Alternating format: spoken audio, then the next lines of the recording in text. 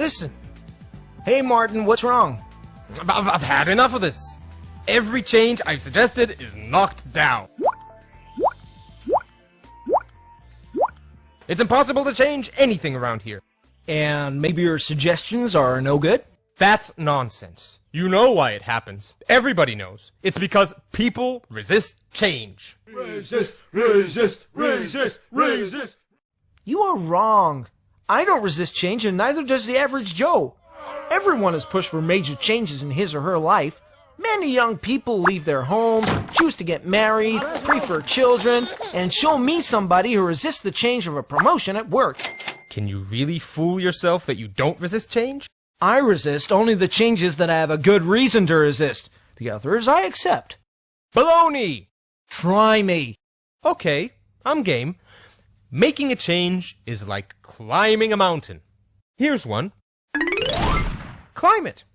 Don't think so. Haha, you see? You do resist change. I don't resist change. I resist this particular change because I don't have a reason to climb the mountain. I don't see the plus in the change.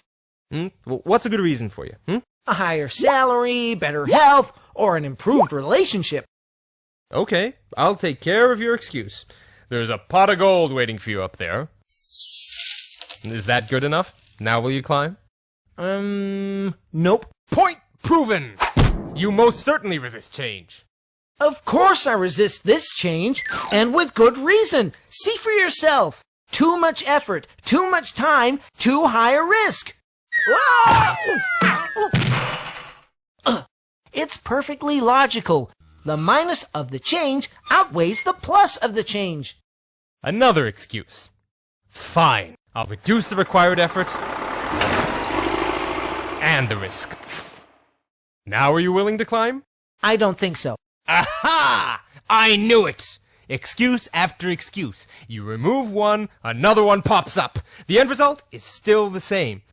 The change is definitely good for you, and yet you still resist. But it's not good for me.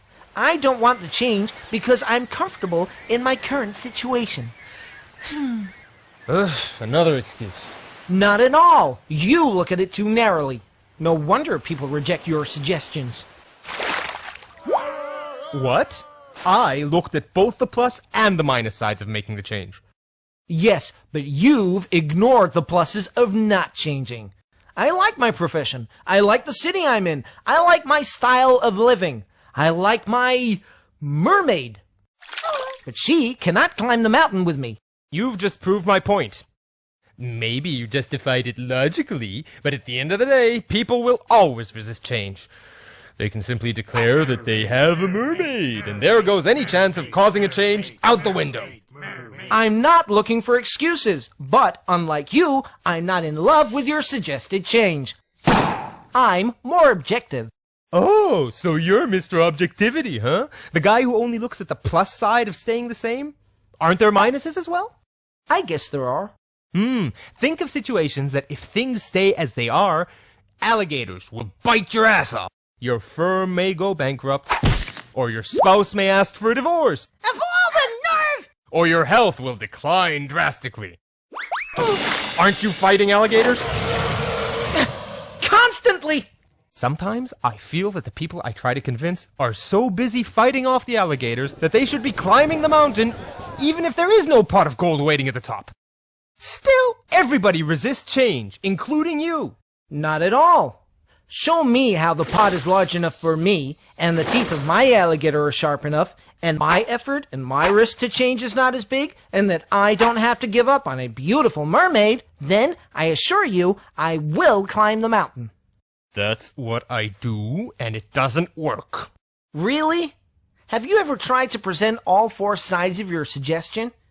Let me ask you a more pertinent question. Did you figure out in advance what the pot is for the person you're trying to convince? Not your pot, but his or her pot. What is his or her crutch? What are the alligators and the mermaids for the other party? I guess not. There you go.